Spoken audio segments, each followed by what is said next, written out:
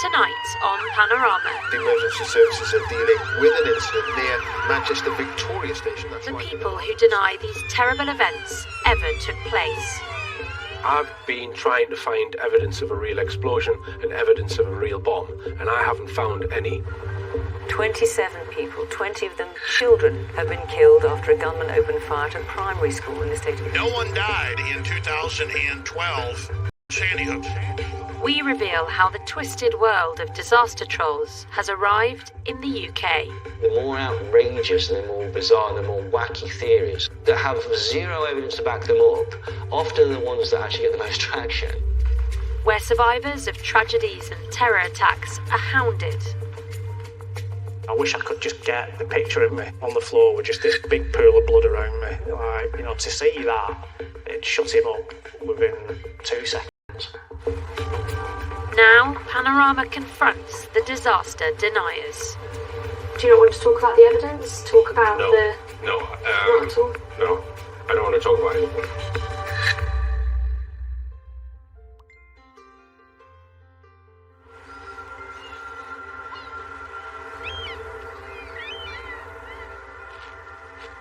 There was a large blast from the left-hand side.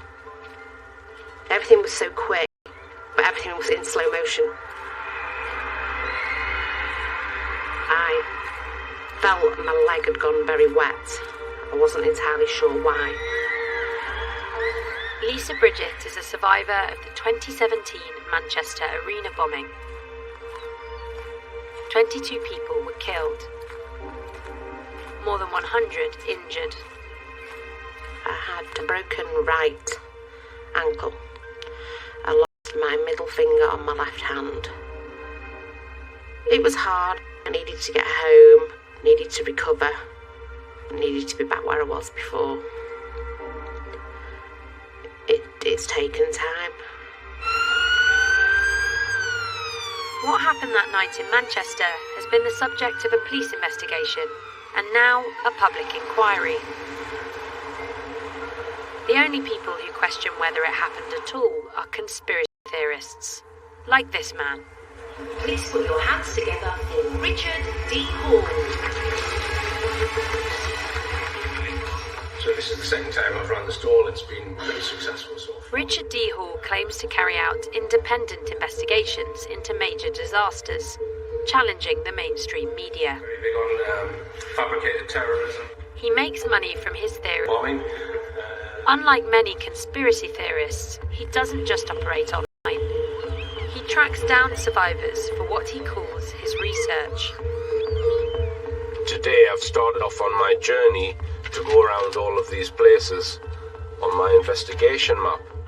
His so-called investigation map took him to the boatyard where Lisa works 3 years ago. And I'm right in the tip of northwest Wales now. He made a video about his visit. So I actually went to where she worked. In 2019, a man parked around here and then made his way down here towards the front entrance of the building. And then a guy comes in from the yard, and I said, well, I'm interested in buying a jet ski, I said. And he expressed his interest in boats and jet skis.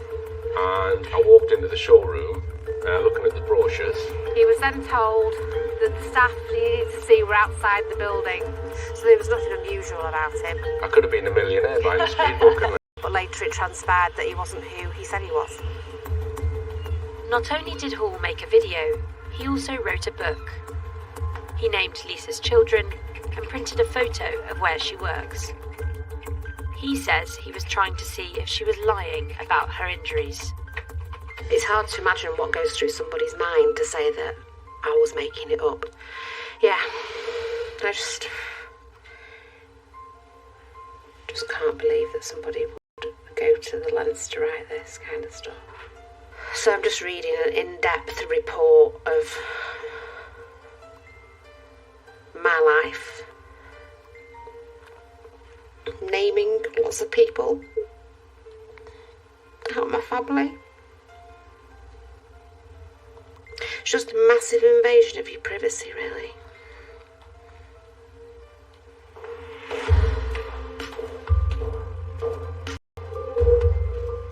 Hall has a YouTube channel.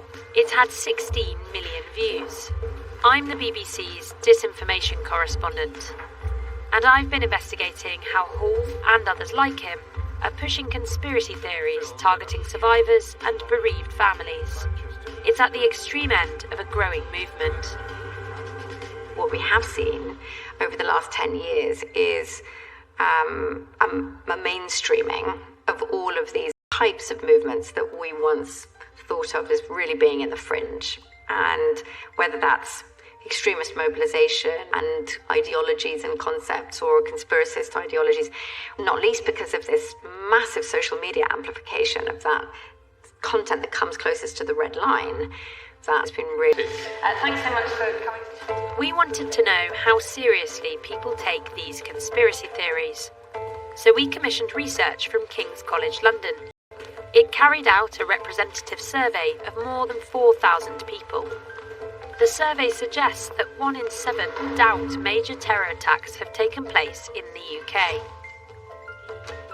I'm surprised when you look around, you look at the population around you and you think, gosh, that's a significant minority of people who reject the idea that terrorist attacks have even taken place in the UK. The survey also suggests some people doubt the survivors. Almost 1 in 5 said they think victims of attacks were not being truthful about what happened to them. I think some things around actions like terrorist attacks are so awful that some people are looking for another explanation for it, that it's not just that obvious explanation. It becomes such a difficult thing for us to process that looking for alternative explanations for some people is even more heightened. Survivors aren't just being doubted. I've been contacted by many who say they've been abused online. Travis Frayne, who was badly injured in the Westminster Bridge attack in 2017, is one of them. The attack began on Westminster Bridge. A vehicle was driven into pedestrians. 5 people were killed, including a police officer. Others suffered catastrophic injuries according to the emergency services. 29 people were injured. The doctors were pretty clear that had my head hit the concrete with the same force that the rest of my body hit the concrete, it would have been a fractured skull and potentially would have been game over, essentially. The day after the incident, the trolls got in touch. I was in my hospital bed, and this was before any family or friends had even got to me yet. You already have that shattered sense of safety, and straight after, you get someone sending a message like this, that I'd faked my involvement in the attack. And that was the first time I'd received any sort of abusive message about the attack. You disgust me, you treasonous ginger prick. How much have they paid you, or what have they promised you for you to commit treason against your own country? We know the attack was staged, and I hope they hang you. It sort of set the tone for many of the other messages that would follow. You dirty little crisis actor. It was a false flag. In the abuse sent to Travis and other survivors I've spoken to, the same keywords appear, like crisis actor. Crisis on the news. In fact, you're not seeing what's happening in the real world. You're seeing a show put on. People being paid to go and act these desperate parts to tell you a tale that is untrue. The language of conspiracy theories is important because the draw of conspiracies is that you get privileged access to information about something important going on in life. Travis reported his abuse to the police, but no charges were brought. He now campaigns for survivors of terror attacks and wants to know who is responsible for inspiring this abuse. It seems obvious to me that there are people out there who profit from this sort of thing as well, whether that's monetary profit, financial, or whether that's sort of clout and internet fame, if you will. They might not be the people who are sending these death threats and messages direct to the families of bereaved people, to those who are injured, but they are the people who are riling up others. Mainstream corporate media, with its dying audiences. This is the most most notorious conspiracy theorist, Alex Jones. Don't ever think the globalists that have hijacked this country wouldn't stage something like this that I tried. He's promoted conspiracy theories about everything from politics to vaccines on his show and website, InfoWars. He's best known for his lies about the Sandy Hook shooting. The shooting took place at Sandy Hook Elementary School just after morning lessons had begun. The police took the first call soon after 9:30. In 2012, a gunman killed 26 people, including 20 children, at a school in Connecticut. I clearly believe from the evidence, children are really killed. For Alex Jones, it presented an opportunity. He has said it was a staged government plot to take guns from Americans. And he went further. No one died in 2012. Ashley Beckford worked at InfoWars for 10 months, starting in 2016. She explained his appeal to me. He said to me, you don't need facts, you don't need truth, you just need confidence. And so his audience is confident in everything that he says, so it doesn't matter, he can say anything and people will believe them. Ashley Beckford was sacked because InfoWars was unhappy with her work. She says Alex Jones's motivation for spreading conspiracies was simple. I really think that for him the most important thing is making money, or who it affects. Alex Jones has finally been held to account for his disinformation. The bereaved families from the Sandy Hook school shooting sued him for defamation and won. He had to admit in court that the shooting had really happened. It's 100%. As I said on the radio yesterday, and as I said here yesterday, it's 100% real. He was ordered to pay out almost $1 billion. InfoWars didn't respond to our request for comment. What does it feel like, having worked at InfoWars? It really, really makes me feel a tremendous amount of shame and guilt. It's very disturbing, and it's a trend that is going to continue unless we continue to call it out. While the truth has finally caught up with Jones, his style of extreme conspiracy theories has now spread to the UK. I think that Alex Jones is the genesis of all conspiracy theories that we see today.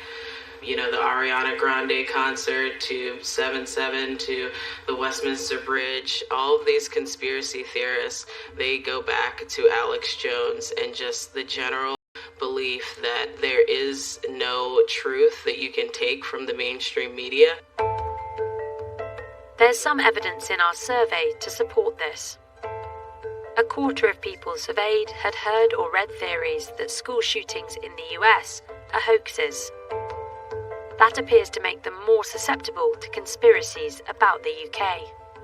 If you're in that sort of environment, it does set a tone. You know, stories from America do get a lot of coverage here.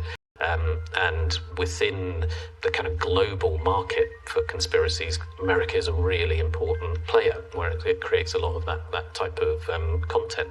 So yes, it is important. Those things do affect particularly the susceptible people here.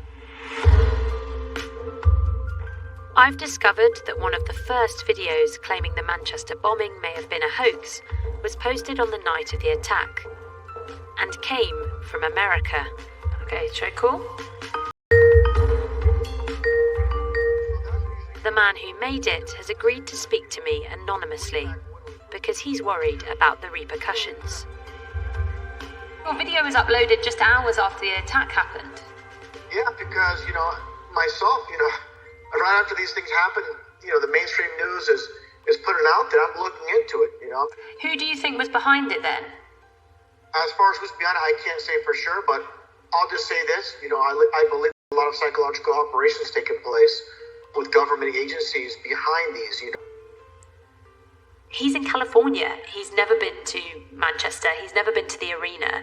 But the conspiracies that he promoted that night about hoaxes and crisis actors, they stuck. And it sticks because this type of dangerous disinformation can be amplified by social media. That video about the Manchester bombing was was viewed more than 15,000 times before it was removed by YouTube. By then, it had already been downloaded and reposted again and again.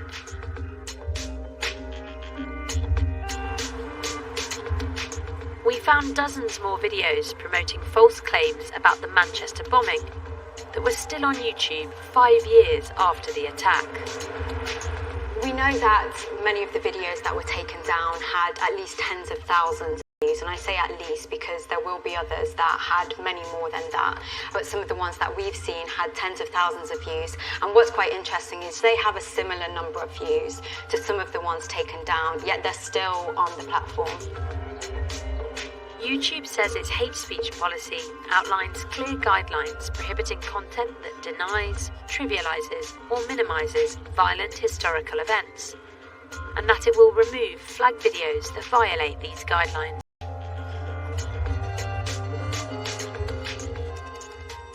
As the big social media sites commit to doing more to tackle the problem, some people are turning to less well-known platforms. Our investigation has found that the messaging app Telegram is being increasingly used. What we have seen is since 2020, various conspiracy movements start to coalesce and start to build on this platform, and that fits in with wider trends that we're seeing of a growing conspiracy movement moving out of this nicheness and into a much wider audience, so hundreds of thousands of people follow some of these groups. Some of Richard Hall's videos are being shared more and more on Telegram. I visited Manchester and other areas several times and managed to speak to some. Videos like this one have been posted in groups with a combined following of almost 500,000. And I've shortened a spike onto the end so I can just stick that in the ground in order to surveil. Here, Hall's describing how he plans to check survivors' accounts. Okay, so I've made a slight improvement to the surveillance device. This might look ridiculous, but here Richard Hall talks about putting a camera outside the home of Eve Hibbert, who was severely injured in the Manchester Arena bombing. Hall says he wants to see if her is also badly injured. I wish I could just get the picture of me and he, literally, me on the floor with just this big pool of blood around me. To see that, it shut him up within 2 seconds. For the last 3 years, Martin Hibbert has had to live with the hurt caused by Richard Hall. This is from the same video. She's doing better. She suffered a really bad head injury. When he says all the curses. Working with a so-called linguistics expert, Hall suggests Martin's been lying in TV interviews. He's got a lot of anxiety here. He's halting over words. He uses relentlessly but when he's after talking about... the deceptive language doesn't appear, so it's as if he's learning lines. Do you think? It's potentially, he's remembering his lines and thinking back to say them. I'm all for freedom of speech and all that, but it crosses the line. When you're saying I'm an actor, or I've not got a spinal cord injury, or Eve's not disabled, she's not in a wheelchair. This is not just a guy putting something on YouTube. He's coming to where Eve lives. He's found out where Eve lives. How's he done that? Martin's had enough. Following the success of the Alex Jones case in the US, he's now preparing to take libel action against Hall. So, how many people take a man like Hall seriously? It appears quite a few. Our research suggests more than 1 in 10 think the Manchester Arena attack was a hoax. What was your reaction to those results? They shocked me, actually. They did shock me, but they didn't fully surprise me. It's a post-COVID conspiracy movement. What happened with COVID was immense, and not just in the UK, but really around the whole world. We saw this enormous rise in online conspiracy content and engagement with conspiracy content. Our research suggests that 1/3 of those surveyed feel the pandemic has made them more suspicious of official accounts of UK terror attacks. We were all stuck in our homes, online, desperate for information. So people went to online sources, which we know very associated with belief in conspiracy theories. For that information, that was our only option. We just weren't as much in contact with other aspects of day-to-day life. Going from work or anything was a shock to the system. I've become quite isolated. Alicia says she was hit hard by the pandemic, and she doesn't get news from the mainstream media. Where do you keep up to date with what's going on in the world? Well, it isn't off the TV. Why not? No, it's kind of... there's no trust left. There's no trust left. She gets some of her information from the likes of Richard Hall. I'm not going to say, oh yeah, he's 100% right. He's made a few good points. He's done his research, which is commendable. But nobody knows, so you've got to keep a rational view on it. It's only when I tell her the survivors say Hall's got it wrong that she appears to change her mind. Does that make it different? Does that cross a line? Well, a very big line, to be honest. If that is what he's doing, if it isn't no truth in it, then yeah. I mean, the poor families, you know. I think what was most interesting about speaking to Alicia was when I mentioned the survivors and what they'd been through, she was quick to change her mind and actually decide, oh, hang on, this isn't a hoax. And I think that tells us that these views aren't so deeply held as we might think, and that's actually quite encouraging. The problem with conspiracy theories, though, is they spread quickly online and they undermine trust. As we've seen the rise of these kinds of internet subcultures, we have at the same time seen the plummeting of trust in institutions, of trust in mainstream media, and we've actually seen a complete decrease in support for democracy as a concept. The idea of shared reality is the basic upon which our polities are constructed. So we do need to take conspiracy networks and conspiracism and the proliferation of this kind of thinking online and offline seriously. I want to find out what makes conspiracist Richard Hall tick. Neil Sanders used to appear in videos with him. He says he doesn't share Hall's views on the Manchester Arena bombing, but he thinks he knows what lies behind them.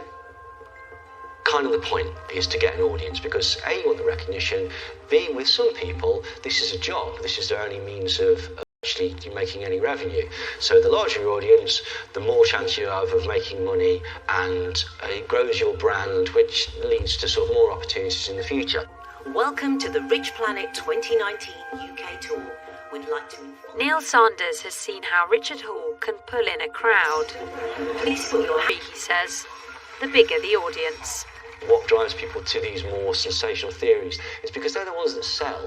One of the things that I've noticed is that the more outrageous, the more bizarre, and the more wacky theories, like that have zero evidence to back them up, often are the ones that actually get the most traction.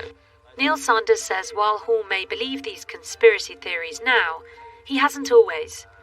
He says that when they first discussed Sandy Hook, Hall didn't think it was a hoax.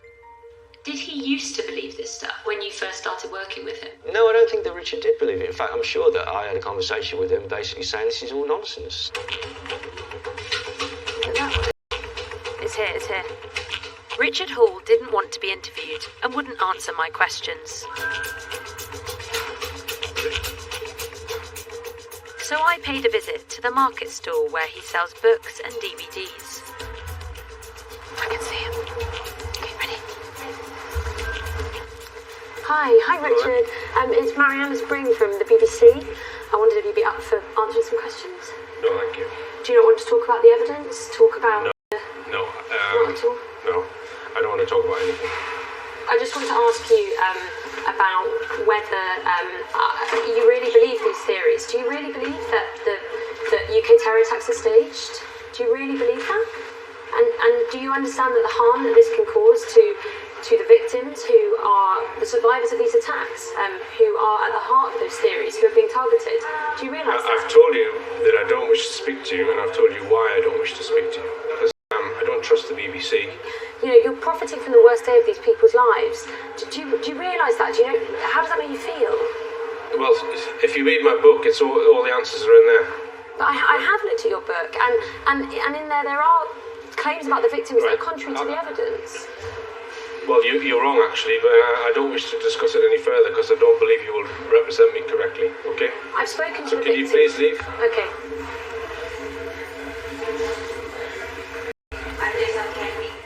I think he's adamant that his evidence is right. Whether he really believes it or not is another question, but he's adamant that the theories that he promotes are true, even though they're contrary to the facts. And I think having to face the reality of how this can affect the people he targets is something that is difficult for him to do. YouTube removed Hall's channel after we contacted them. Hall's now made a statement on his website. He says he didn't put a camera outside Eve Hibbert's home, but admitted leaving a camera rolling in his van parked in a public place. He says he makes polite, legitimate, door-to-door inquiry. He's also added disclaimers to his website, warning against contacting what he calls victims of alleged terror attacks. He's taken down some videos, but maintains no satisfactory evidence has been presented to prove the Manchester Arena bombing was not staged. After enduring the worst experience imaginable, the survivors of UK terror attacks say they are no longer prepared to put up with conspiracy theorists traumatising them all over again. It's the deceased people, it's the people that aren't in the book, it's the doctors, it's the surgeons, it's the nurses, it's the police, it's the fire, it's the paramedics, all these people that, did great things that night that he's basically saying didn't happen or don't exist. It rubbishes what they do every day, and I'm not having it. The vast majority of survivors that I've met over the past few years experience, if not death threats and certainly abuse, are people claiming that their attacks faked. And I don't think the regular sort of person on the street is fully aware of that yet. You just don't know who's out there and who might be lurking in a garden or standing around a corner with a hidden camera on.